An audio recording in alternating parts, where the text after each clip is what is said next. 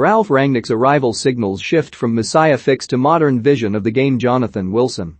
As Manchester United go to Chelsea on Sunday, there may be regrets for roads not travelled.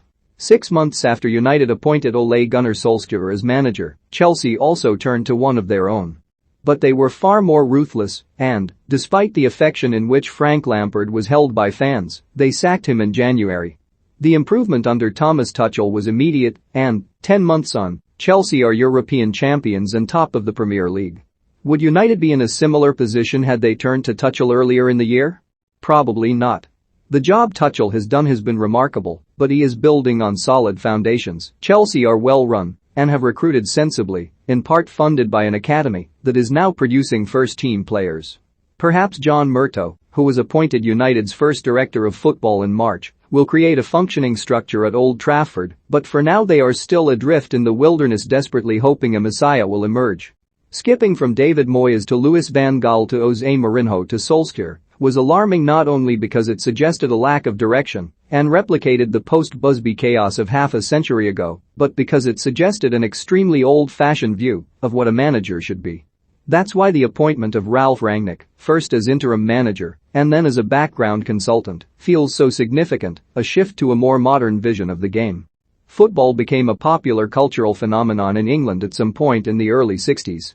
Crowds had been vast before then, but it was the coming of television that took it into a new sphere.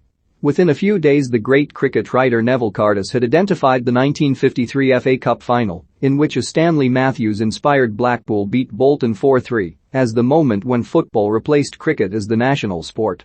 The impact of that game was perhaps even greater than he knew. It was the first football match in England to draw a significant live television audience, as many people had bought sets in advance of the coronation. The launch of Match of the Day in 1964 both confirmed and enhanced the popularity of football, with the World Cup win 2 years later inflating that even further. In that boom, a lot of our preconceptions about football were formed. It was an age of idiosyncratic and colorful individuals: Matt Busby, Bill Shankly, Alf Ramsey, Don Revie, Tommy Docherty, Brian Clough, and that shaped the template of a manager. There may be a surface realization that the job is more complicated than that, but there remains a deep-rooted sense that a new manager can still come in, deliver a few well-chosen words to the media, kick a few backsides, put an arm round a few shoulders, buy a couple of players and transform a club's fortunes. Messiahs are easy and exciting.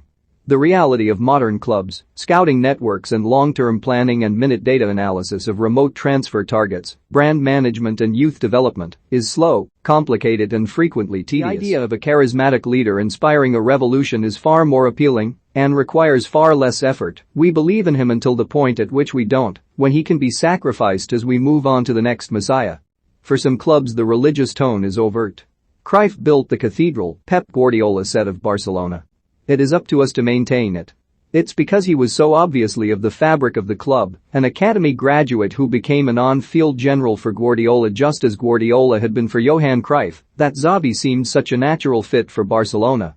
His coaching experience may amount to a couple of years in Qatar, but that is more than Guardiola had had when he was given the job in 2008. And his record is better than Frank Rijkaard's, a disappointing semi-final exit with the Netherlands at a home Euros in 2000, and the first relegation in Sparta Rotterdam's history, when he was appointed in 2003, and both of them worked out well. The question there is the extent to which Xavi understands the philosophy. Has he assimilated it to the point at which he is able to tweak and develop it dependent on opponents and changes in the game?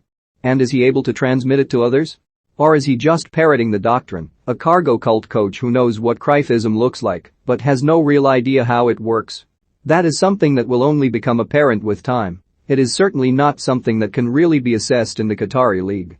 Few other clubs are quite so philosophy-driven as Barcelona, Ajax, certainly, and perhaps, in a more homespun way, Liverpool in the Boutroum era. But most clubs have only a vague sense of a DNA, which rarely stands up to scrutiny. And the idea that knowing the club is a meaningful reason to appoint anybody is a dangerous one.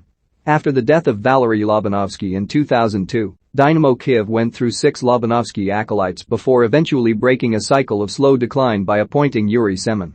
One of them, Joseph Sabo, said that whenever he was faced with a tricky decision he would ask himself, what would Valery Vasilyevich have done? Second-guessing a dead man may be the basis for a religion, but it is no way to run a football club. particularly when Lobanovsky's genius was his capacity to adapt. Much the same can be said of the similarly enduring Alex Ferguson. He did not operate by tactical dogma the way Cruyff did.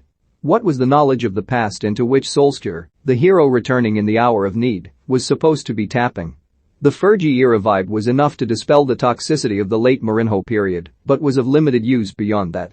As United consider their next permanent appointment, it's perhaps worth them bearing in mind that Tuchel had no Chelsea DNA and that none of the three managers under whom they have won the league had any previous connection with the club. Innate Manchesterunitedness is not enough. Messiahs are all very well, but in modern football processes are rather more important.